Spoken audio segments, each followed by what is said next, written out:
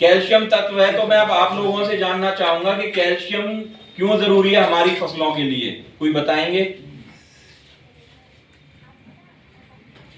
अभी बहुत आवाज सुनाई दे रही थी, अब कोई नहीं बोलेगा। जितने भी जीव बनाए हैं, चाहे हम इंसान हैं, जानवर हैं, पेड़ पौधे हैं या हमारी फसलें हैं, सभी जीव हैं। जीव की श्रेणी में कौन आता है? जो बढ़वार करता है, किसी भी दिशा में बढ़वार करे। तो जितने भी जीव हैं, सब जीवों का मूल आधार एक ही है, वो है कोशिका। वैज्ञानिक भाषा में इन्हें अंग्रेजी में सेल कह देते हैं, हिंदी में कोशिका।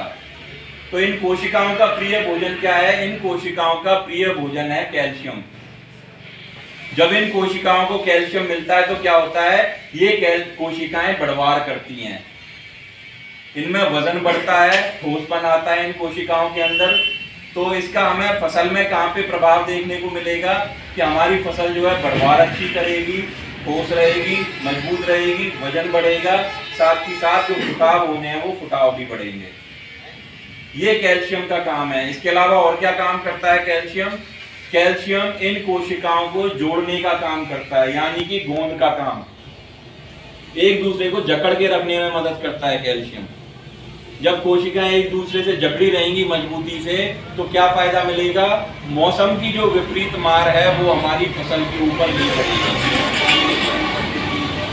जब दीवार मजबूत है तो जाहिर सी बात है कि बाहर से कोई अंदर नहीं आ सकता। बाहर के जो, मान लो अभी हम छत के अंदर कमरों की चारदीवारी में बैठे हैं, तो बाहर की गर्मी का, सर्दी का असर कम होगा। बारिश ज्यादा पड़ जाती है आपके खेत में तो बारिश का प्रभाव कम होगा।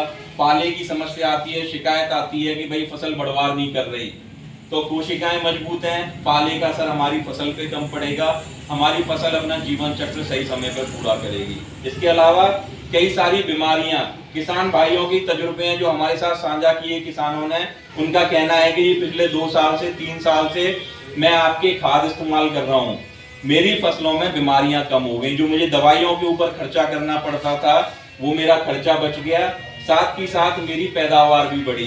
क्योंकि फसल में कहीं भी कोई समस्या आती है, कोई बीमारी आती है, कीट पतंगों का असर आता है, तो आपकी फसल पे सीधा उसका असर पड़ता है। आपकी कनक के अंदर जब आप पहला यूरिया लगाएं तो पहले यूरिया में मिला के हमें इस्तेमाल करनी है 25 किलोग्राम प्रति एकड़ के हिसाब से। जो ये यारालीवा नाइट्राबोर है, इसके अंदर कैल्शियम है, नाइट्रोजन है नाइट्रेट रूप में, साथ ही साथ इसके अंदर कुछ मात्रा में बोरॉन भी है, जो कि पौधे की शुरुआती अवस्था की जो जरूरत है उसे पूरा कर देता है। ठीक है जी।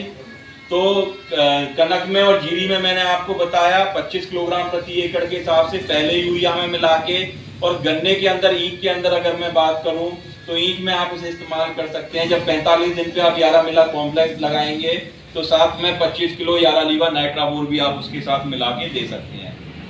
ठीक है जी।